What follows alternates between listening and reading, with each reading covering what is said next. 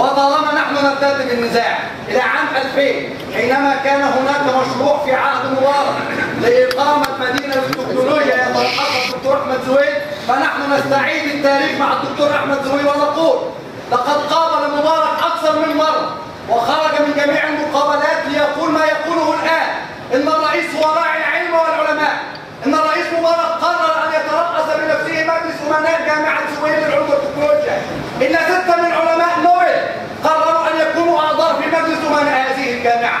نفس هذا الكلام قرره بعد أن انقلب على مبارك وقال إن أسعد أيام لحظة تنحيه بعد أن دانت له جامعة النيل، خرج يقول نفس الكلام على الدكتور محمد مرسي. الدكتور محمد مرسي عالم متخصص في علومه وفاز في مادته، والدكتور محمد مرسي يرعى جامعة زويل، و6 من علماء نوبل، هم ال6 دول ما بيتغيروش، 6 من علماء نوبل قرروا أن يشاركوا في مجلس أمناء مدينة زويل للعلوم والتكنولوجيا. طالما نحن نرتد إلى عام 2000 فنحن نعود إلى البداية، نحن نجلد الدكتور زويل، لكن التاريخ لا ينسى أنه سافر عام 1968 عندما كانت مصر خارجا من نكسة 67 تحتاج إلى كل دولار أوفدته إلى الولايات.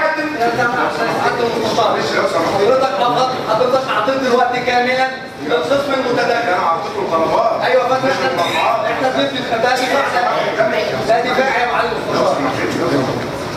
في مذكره لا في ايضاح مش مذكره، في ايضاح في الجلسه. استاذن حضرتك في دقيقتين. انا كان زماني خلصت والله، انا كان زماني خلصت.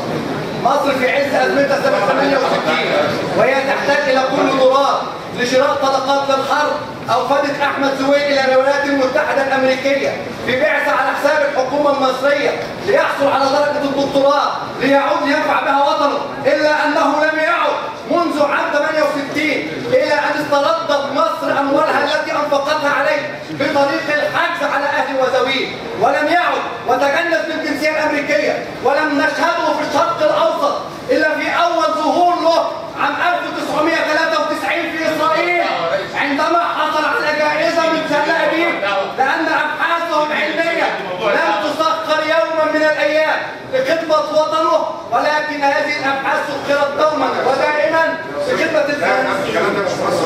ايوه يا فندم مش مؤثر.